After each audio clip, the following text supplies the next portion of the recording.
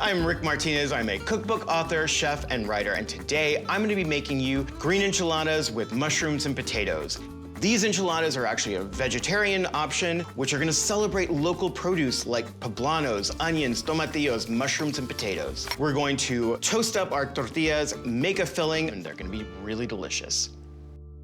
The first thing that we're gonna do is work on our salsas. This is a very easy green roasted salsa. So what I'm gonna do is throw everything on a sheet tray. I have 4 scallions. I just trimmed the root end and trimmed up the top. I've got 3 garlic cloves, skin on. I'm just gonna throw those down. And then I have some beautiful poblano peppers. If you can't find poblanos or if you wanna use green bell peppers, that is totally fine. All I'm gonna do is cut these peppers in half and then remove the stems and seeds. This is another reason why I like this dish, because you don't really have to do a lot of veg prep for this. All the cooking is done for you on the sheet tray. So now I've got some beautiful jalapenos. So what I'm gonna do is take the tops off of the jalapenos. And now I'm gonna be using a white onion. So I'm gonna just trim this up a little bit. We're gonna put 1/4 in the sauce and 1/4 for the filling. So now we're gonna talk about the tomatillos. These are going to add so much flavor. These are actually not green tomatoes. These are related to the gooseberry. They have a really nice bright pop of acidity. And what you need to do is remove the husk, peel it back, and then you'll notice that there's like this sort of like stickiness to it. You just need to rinse this off under warm water to get the stickiness off. And now we're going to add some fresh oregano. If you don't have fresh oregano, you don't want to buy it, that's totally fine. You can use dried. For the spices, I'm using a little bit of cumin and a little bit of coriander seed. We're gonna go in with a little bit of sea salt. Just to help the vegetables in the roasting process, I'm gonna drizzle a little bit of olive oil. This is probably about 2 tablespoons of oil over the top.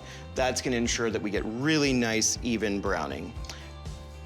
So this is gonna go in a really hot oven, 475 degrees for about 20 to 30 minutes. What I'm looking for is nice brown spots, because that's gonna give us a lot of flavor. Veggies are in the oven, now we'll work on the filling. I have some beautiful Yukon Gold potatoes and some cremini mushrooms. The first thing I'm gonna do is just quarter these mushrooms. If they're super big mushrooms, then you might have to cut them into smaller pieces, but these are pretty standard sized. All right, so those are just gonna go into my little bowl. And then these, I'm just going to cut into 1/2-inch squares. And then I've got 1 garlic clove. I am a big proponent of finely grating garlic to make sure that you get all of the garlic evenly distributed throughout the dish. If you don't have a grater, you can chop it totally fine. All right, now I've got my other 1/4 of the onion that I had reserved from the sauce. Make little slits up at the top and then just chop. These are ready to go. All right, so the veg are just gonna hang out here while I work on the tortillas. So I'm going to crank my skillet.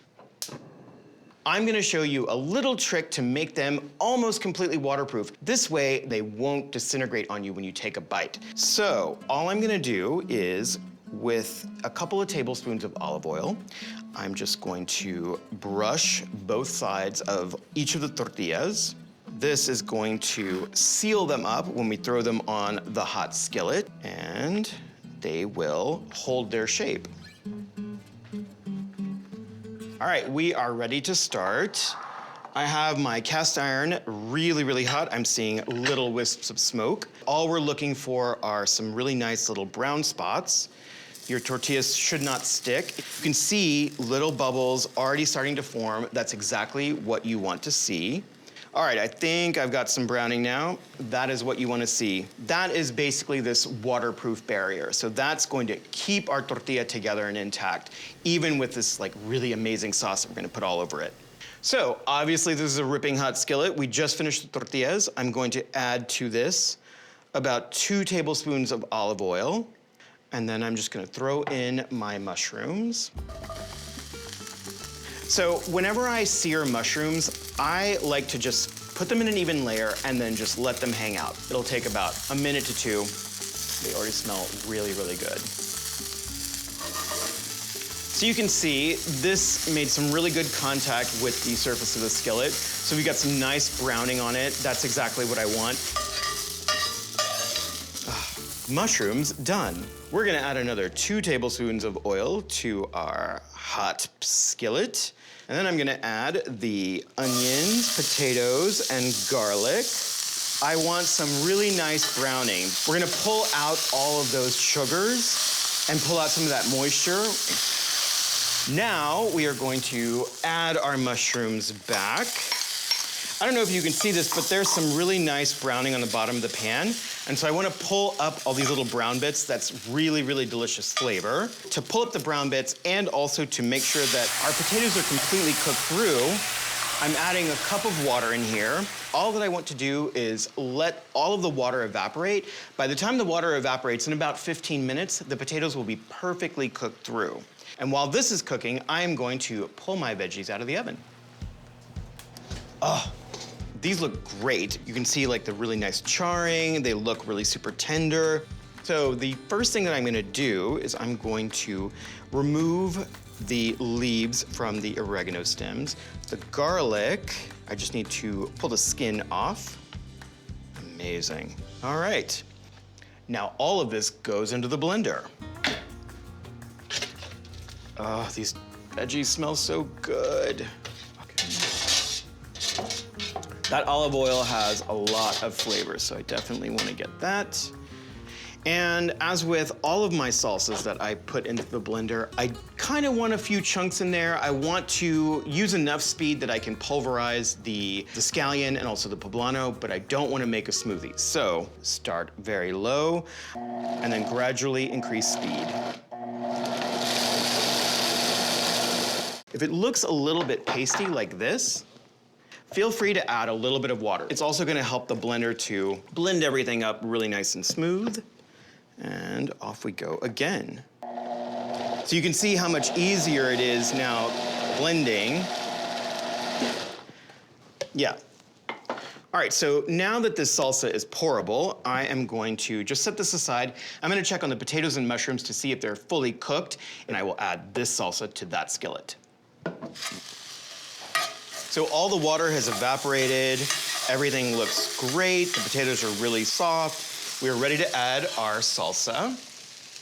Looks like I'm gonna need to add a little bit more water to it. So think about marinara sauce, that is the consistency that you're looking for. Okay, so now what I'm gonna do is I'm gonna push all the potatoes and the mushrooms over to one side.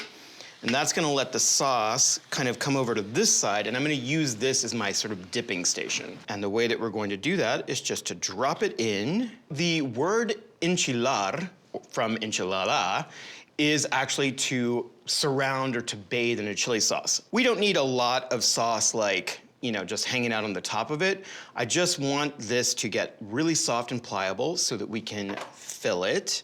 It's just gonna land in our sheet tray. This looks really good. So now these are now ready to stuff. Now what I'm gonna do is just go in on the side, got a nice little spoon, and just put those down in the center. Same thing here, just going from the side. And finally, my third one. Now, all I need to do is fold them over.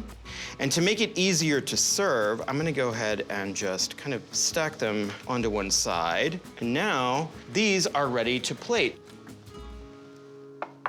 All right, so these are all my accoutrements. Now, I'm going to get my plate all set up. So I have the 3 enchiladas that I assembled. Oh, they look so good. Oh my goodness. Even though we've already surrounded them and coated them with sauce, I feel like they need a little bit more. So I'm gonna just zhuzh them up a little. I've got this really nice hot salsa.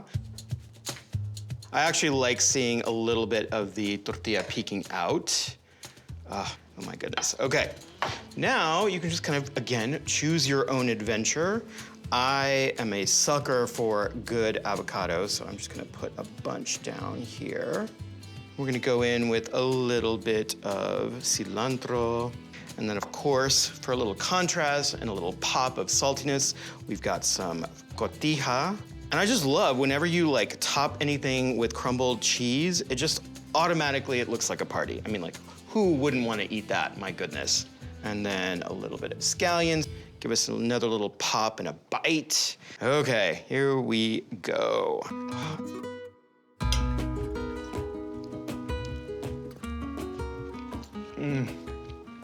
That combination, all the roasted vegetables with the creaminess of the avocado, it's so good. The avocado just adds freshness, creaminess.